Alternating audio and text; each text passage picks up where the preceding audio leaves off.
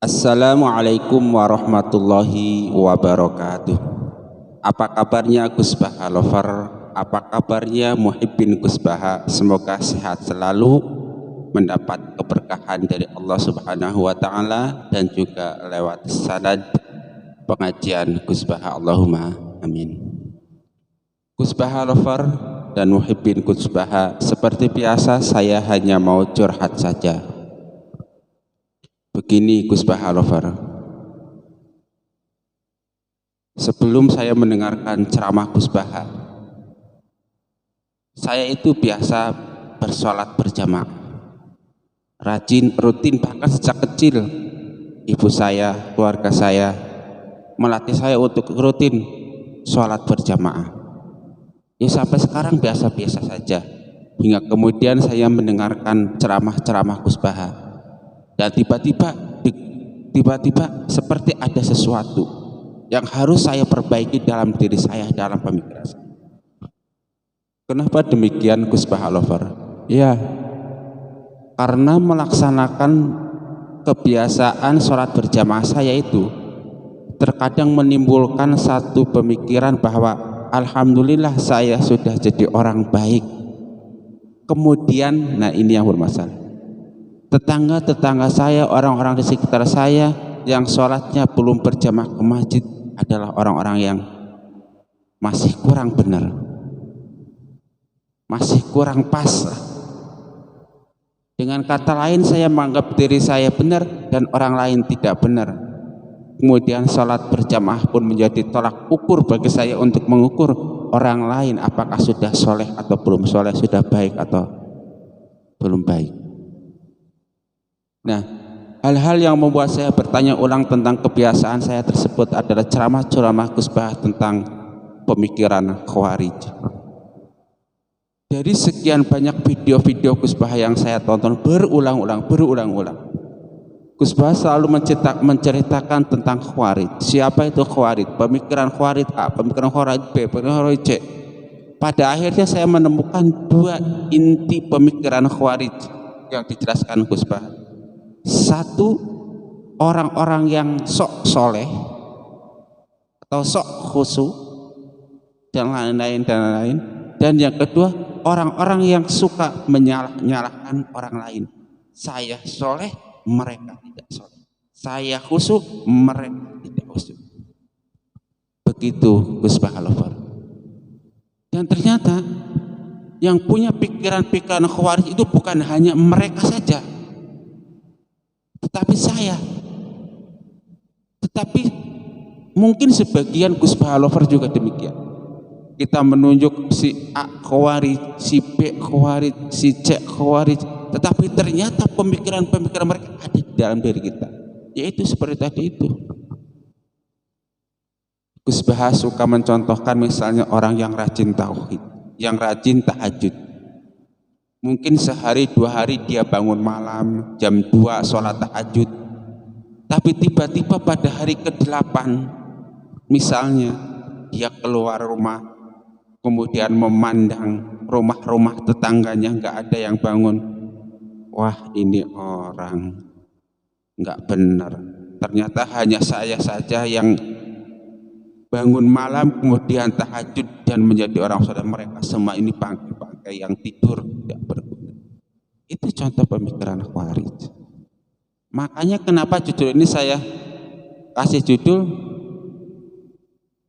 Aswaja berpaham Khawarij.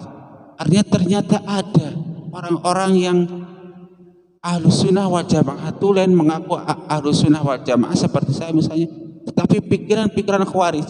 Begitu. Kalau orang yang Khawarij punya pikiran Khawarij, ya sudahlah, mereka memang begitu. Tetapi kita orang-orang aswaja berpikiran Khawarij harus diwaspadai. Contohnya seperti tadi itu. Nah, contoh pikiran Gus Baha yang sering dibahasakan oleh beliau itu misalnya adalah jangan sampai kita jadi orang soleh yang keterlaluan, jadi orang soleh yang seperti Khawarij. Kenapa demikian? Karena kesolehan versi orang Khawarij justru oleh Rasulullah SAW disuruh ditentang. disuruh dijauhi. Kenapa? Karena kesolehan model Khawarij bisa meruntuhkan sendi-sendi agama Islam. Gus Baha biasa menyontohkan tentang pentingnya muamalah di pasar, tentang pentingnya transaksi. Kata beliau, kalau orang-orang Khawarij yang dia rajin baca Al-Quran, rajin sholat, rajin puasa, tetapi terkadang enggan pergi ke pasar karena memandang pasar sebagai tempat terburuk, tempat maksiat, ada tempat apa, tempat. Padahal kata Gus Baha, hikmah di balik transaksi sangat banyak. Contohnya ketika seseorang melakukan transaksi jual beli, itu kan artinya dia sedang mencari halal dengan cara yang benar, tidak dengan cara yang salah, seperti mencuri, mencopet, menipu, ghosab dan lain-lain dan lain-lain dan lain. Sementara orang-orang Khawarij akan tidak suka dengan hal-hal yang tersebut. Singkatnya dalam bahasa saya itu, kalau kesolehan ada dua, itu ada kesolehan individual dan ada kesolehan sosial. Maka ciri utama Khawarij salah satunya adalah dia fokus terhadap kesolehan individual dan mengabaikan kesolehan sosial. Atau kalau dalam terminologi agama ada ibadah maghdoh dan ada ibadah khairu maghdoh. Nah, pikiran-pikiran Khawarij itu lebih fokus terhadap ibadah khairu maghdoh dan ibadah maghdoh maksud saya, dan mengabaikan ibadah khairu maghdoh. Tetapi bahasa sederhana Gus Baha itu ojo geman dadi wong alim gitu kan. Ojo geman dadi wong soleh, ojo geman dadi wong sok khusuk. Biasanya yang jadi candaan beliau itu dengan Rohin atau siapa satu lagi, dengan saudara Rohin. Nah, contoh untuk kesolehan individual yang kurang mengabaikan kesolehan sosial. Yang kedua, dalam bahasa Gus Baha, kesolehan model Khawarij ini itu justru kesolehan yang bisa menimbulkan tragedi. Beliau menyontohkan bahwa pada zaman Sayyidina Ali berbeda pendapat dengan Sayyidina Muawiyah. Ini orang-orang Khawarij itu ya sangat soleh. Mereka rajin baca Al-Quran, rajin sholat. Tetapi karena kekhusuannya tersebut, pada akhirnya mereka menyalahkan bahwa Sayyidina Ali sikapnya salah, pemimpin kok begitu. Muawiyah pun salah, orang kok memberontak pada pemimpin misalnya. Dan pada akhirnya menyalahkan Sayyidina Ali, menyalahkan Sayyidina Muawiyah, dan membuat gerakan sendiri yang di kemudian hari bernama gerakan Khawarij. Salah satu pikirannya itu soleh yang keterlaluan.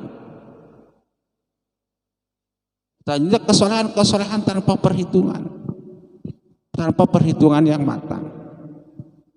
Misalnya Gus Baha suka menyontohkan contoh kesolehan tanpa perhitungan, misalnya memandang bahwa perempuan itu adalah sumber fitnah. Terjadinya zina mata, zina farji dan lain-lain itu sebab perempuan. Oleh karena itu perempuan adalah sumber fitnah. Nah, kalau pemikiran seperti itu terus ada di kepala mereka, pada akhirnya orang-orang ini akan meninggalkan perempuan-perempuan, dan para perempuan kemudian hanya bergaul dengan orang-orang yang zalim. Iya kan? Iya. Pada akhirnya apa? Dari rahim perempuan tersebut akan lahir orang-orang yang zalim, dan makin banyak. Sementara orang soleh makin sedikit. Karena mereka hanya khusus melakukan ibadah maghdoh dan meninggalkan ibadah khairu maghdoh yang berupa berkeluarga. Sudah ya tadi bahwa salah satu ciri utama orang Khawarij adalah kesolehan mereka justru bisa menimbulkan tragedi. Di Indonesia misalnya, terkadang kita mendengar pemberitaan adanya oknum umat Islam yang melakukan pemboman, misalnya, melakukan tindakan-tindakan terorisme dengan atribut-atribut keislamannya. Itu karena mereka bisa jadi punya pemikiran-pemikiran model Khawarij ini, yang mereka merasa benar sendiri, merasa salah sendiri, orang lain salah, orang lain tidak benar, sehingga perlu dilawan, perlu diperangi kalau bisa halal darahnya. Itu yang satu ciri khas, salah satu ciri khas Khawarij. Ciri khas yang kedua, kaum Khawarij itu mudah menyalahkan orang lain. Ciri yang pertama, dia sok suci, sok soleh. Ciri yang kedua, dia suka menyalahkan orang lain. Nah, pun sama. Ternyata yang suka menyalahkan orang lain itu bukan Khawarij saja, tetapi kita aswaja juga. Ya kan? Sama. Kita merasa sok suci yang sudah memeluk aswaja versi kita, tetapi kemudian kita menunjuk orang lain bukan aswaja, orang lain salah, orang lain sesat. Lalu apa kita bedanya dengan Khawarij? Jangan sampai kita orang-orang aswaja yang justru punya pemikiran dan punya perilaku seperti orang-orang Khawarij. Itu lebih bahaya, jadi bahaya laten gitu. Kenapa bahaya? Ya kalau orang Khawarij sudah jelas orang Khawarij. Tapi kalau kita orang aswaja punya pemikiran Khawarij gak kelihatan, maka kita harus sama-sama mewaspadai diri kita sendiri bahwa jangan sampai saya jadi orang aswaja tetapi yang punya pikiran dan pemahaman orang Khawarij seperti itu. Nah, itu ternyata terkadang kita itu menyaksikan banyak sekali orang-orang Khawarij zaman sekarang misalnya. Orang khusyuk sekarang misalnya adalah orang yang hanya ibadah saja, tidak mau mengajar ngaji, tidak mau membuat madrasah dan berpartisipasi dalam pendidik umat. Meskipun juga suka menyalahkan orang lain, mereka juga suka menyalahkan orang lain, partai lain, organisasi lain tanpa mau terlibat aktif di dalamnya sampai menjadi teroris dan menghalalkan darah orang-orang. Begini misalnya, saya saja di sekitar saya saja, misalnya saya sebagai seorang RT lah, wakil RT, di situ menyaksikan dengan kepala sendiri orang-orang ahlu sunnah wal jamaah yang semadzhab dengan saya, yang punya faham ahlu sunnah wal jamaah ikut pada Imam Asy'ari dan Imam Maturidi. Itu banyak mereka-mereka yang rajin sholat berjamaah, rajin puasa, tetapi tidak punya kontribusi sama sekali terhadap masyarakat sekitar. Kalau ada kerja bakti nggak mau datang misalnya. Kalau ada acara-acara pengajian takbir akbar nggak mau datang, nggak mau berpartisipasi. Kemudian istilahnya cuek bebek lah. Jadi dia di tengah-tengah masyarakat itu nggak ada kontribusinya untuk perubahan dan perbaikan masyarakat. Ini harus hati-hati. Jangan-jangan itu adalah kita, bukan mereka. Bukan. Itu yang harus kita waspadai dan yang selalu terus diulang-ulang oleh Gus Bahy itu, jangan sampai jadi sok soleh, sok suci dan sok lainnya, karena nanti akan terjebak menjadi orang Khawarij tanpa terasa. Nah sekarang pertanyaannya begini, Gus Bahy, bagaimana caranya supaya kita orang-orang aswaja tidak terjebak menjadi orang Khawarij secara otomatis? Bagaimana caranya kita orang-orang aswaja supaya tidak punya pikiran dan perilaku orang-orang Khawarij? Maka satu yang diungkapkan Gus Bahy itu harus mengingat bahwa manusia ini berstatus ganda di akhir zaman itu. Maksudnya berstatus ganda itu gimana? Ya, satu sisi dia adalah orang yang sedang bermaksiat, tetapi pada sisi lain dia adalah orang yang taat. Contoh yang beliau contohkan misalnya ada pada satu hadis, Atani Jibril fabasyarani annahu man mata min ummatika la yusyriku billahi syai'an dakhala jannah. Fakultu wa in zana wa in syaraqa faqala wa in zana wa in syaraqa. Artinya, malaikat Jibril datang kepadaku dan memberi kabar gembira bahwa sesungguhnya umatku yang meninggal dunia tanpa menyekutukan Allah dengan sesuatu maka masuk surga. Aku bertanya, walaupun dia telah berzina dan mencuri? Jibril menjawab, walaupun dia telah berzina dan mencuri. Hadis riwayat Imam Bukhari dan Imam Muslim dari Abu Dzar. Status hadis ini sahih. Hadis ini dapat Anda racak dalam kitab Sahih Bukhari nomor 1237 dan dalam kitab Sahih Muslim hadis nomor 94, kemudian dalam kitab Al-Jami' Shaghir nomor 78. Poinnya adalah begini. Wa in zana wa in saraq. Oke, seseorang berstatus sebagai pezina. Tetapi selain berstatus sebagai pezina, orang tersebut juga berstatus sebagai orang yang tidak menyekutukan Allah, yaitu man qala la ilaha illallah dakhalal jannah. Itu satu ganda. Nah, ini orang-orang Khawarij ketika melihat orang berzina langsung akan mengucap berzina tuh dosa besar, masuk neraka. Tetapi kita aswaja seyogianya berpikiran bahwa oh, selain berzina dia juga orang-orang Islam, orang-orang yang tidak musyrik. Jadi mungkin saja zinanya diampuni, kemudian dia sekarang berstatus sebagai orang yang bertaubat, sebagai orang Islam. Tetapi kemungkinan kedua juga ada. Kemudian kita menghalalkan zina juga nggak bisa, menghalalkan mencuri juga nggak bisa. Bahwa mencuri satu poin kesalahan iya, tetapi ada poin lain, yaitu poin kebenaran, bahwa mereka adalah orang-orang yang tidak musyrik, mereka adalah orang-orang yang mengucapkan la ilaha illallah. Jadi ingat, begitu kita melihat kesalahan orang ini jangan langsung berpikir dia salah karena ini. Tetapi kita juga harus ingat ada status keduanya, bahwa dia mungkin saja bahwa dia mungkin melakukannya karena terpaksa, sehingga kita tidak menjadi pemikiran-pemikiran seperti orang-orang Khawarij. Ingat bahwa terapi untuk supaya kita tidak menjadi Khawarij, yang pertama, ketahuilah bahwa setiap orang di zaman modern ini kemungkinan punya status ganda, bahwa dia sedang bermaksiat iya, tetapi dia juga mungkin bertobat. Bahwa dia sedang bermaksiat iya misalnya, tapi mungkin kemaksiatannya karena terpaksa.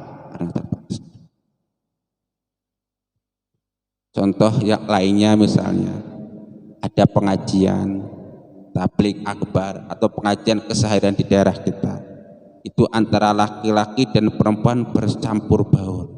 Ini kan sebuah maksiat terjadi justru di pengajian. Ini 2 poin. Nah, orang-orang Khawarij mungkin akan langsung berkata, wah itu pengajian nggak benar tuh, bid'ah. Masa laki-laki dan perempuan bergabung menjadi satu, maksiat itu dosa. Nah, bid'ah itu. Nanti kesana-sana ujung-ujungnya musyrik, kafir dan lain-lain dan lain. Oh iya. Nah, kalau melihat peristiwa seperti itu sebagai contoh misalnya, ini kan umat Islam yang berstatus ganda. Pada satu sisi ngaji adalah kebaikan, tapi pada sisi lain bercampurnya laki-laki dan perempuan adalah sebuah maksiat. Harus berpikir kemungkinan itu sehingga kita kemudian tidak punya pikiran-pikiran yang radikal. Contoh lainnya misalnya perempuan yang pergi ngaji dengan membuka aurat. Kita sering menyaksikan kalau ada pengajian atau ada wanita-wanita pergi ke masjid, itu dia wanita yang pakai kaos lekpong misalnya, terus pakai rok sebatas lutut, tapi dia bawa mukena, itu kan dia membuka aurat sebagai maksiat, tetapi pada saat yang sama dia juga berstatus fisabilillah karena mau ngaji. Ayo, mau hukumnya mau menghukumi dia membuka auratnya atau mau menghukumi dia fisabilillah mau berangkat ngaji atau berangkat ke masjid, kan 2 status ganda. Kalau orang Khawarij akan memilih pemikiran yang menyalahkan orang lain, salah masa mau ngaji buka aurat, salah masa ke masjid membuka aurat dan lain. Nah, kita jangan sampai begitu. Karena apa? Karena harus kita pahami manusia zaman akhir ini terkadang sering berstatus ganda. Nah, yang kedua, supaya kita nggak jadi Khawarij, itu terapinya pahamilah bahwa segala sesuatu itu ada prosesnya. Sehingga kalau kita punya pemahaman segala sesuatu ada prosesnya, tidak ketika melihat sesuatu yang menurut kita salah, tidak serta-merta menyalahkan orang tersebut. Kenapa? Karena kita paham ada proses, mungkin sebentar lagi dia akan berubah lebih baik, mungkin sebentar lagi dia akan berubah.